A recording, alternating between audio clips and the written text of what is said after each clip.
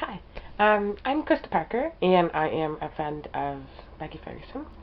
And I actually was asked to do a video just kind of talking about bullying because I've been bullied so many times. From the time that I was in kindergarten up until, well, now, I'm bullied. Like, anywhere I go, someone can comment on my weight, someone can comment on my speech. Um, the main reason why I have been bullied is either because of my weight or because of my hearing loss.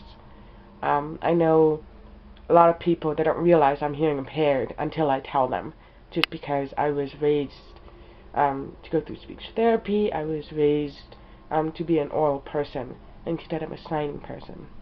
So I was put into a hearing school or mainstream school. Um, a lot of kids at that time didn't really understand how hearing loss is, I guess, affected um, or affects people who have it. So with that said, I was bullied from the time I was in kindergarten up until to this day. One instance that stands out in my mind, and it was the first time that anyone ever actually stood up to the bully on my behalf, was when I was in grade 7. It was a grade 7-8 split class. And this teacher was the most amazing teacher I've ever had, and it was his first year at my school. And the guy that made the comment, he and I have, clashed. We'll say that, clashed over the years, and he said something to the effect of me looking like a baboon, me looking like a monkey, something like that.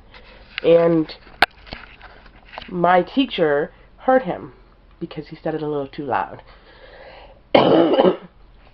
So my teacher actually went up to him and said, "You don't treat other people like this. This is a place where you are respectful. This is a place where everyone can learn." So he had a system where if you did your homework, if you handed things in on time, if you helped someone out, you got what he called bonus bucks, or I think they were called bonus bucks. And he took these kids, all of them, and he gave them to me, saying that if, like, say I decided to sue him in the real world, I would have been given all this money anyways. And that was pretty cool, and that was, like I said, the first time someone's actually stood up and said, no, this is not allowed, this is not acceptable. Today I'm a 27-year-old married woman, and I love my job, I love my life, although I don't like being sick, which I am right now.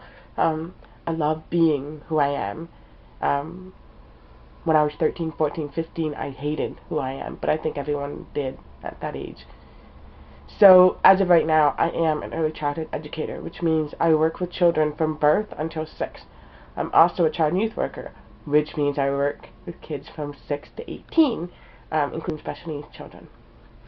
So with that, obviously, I encounter a lot of bullying, and in the past I have had an instance where a child came to me, well, not a child came to me, a child freaked out and said he was being bullied. He's been bullied for months.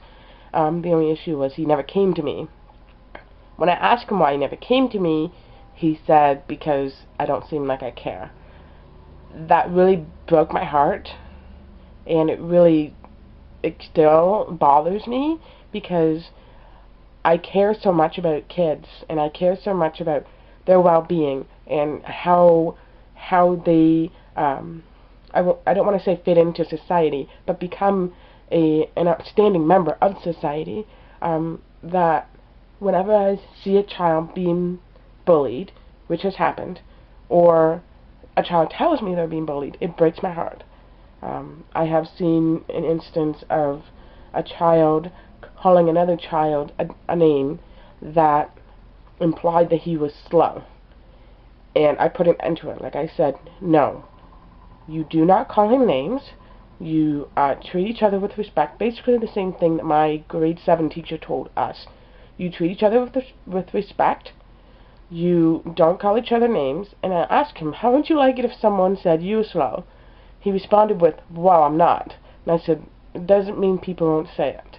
And the boy that he was calling slow was one of my most intelligent kids in my class.